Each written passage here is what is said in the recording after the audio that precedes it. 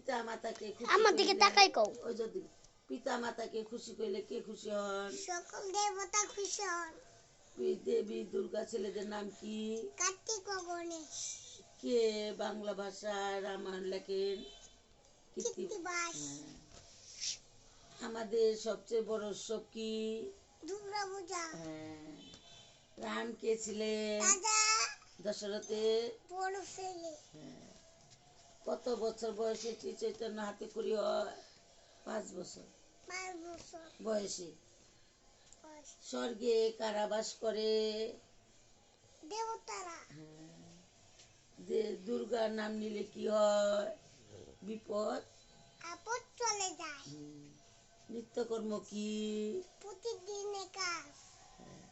সীতা দেবীকে কে চুরি করেছেন? রাবণ। তীর্থে গেলে কি থাকে না? পাপ থাকে না।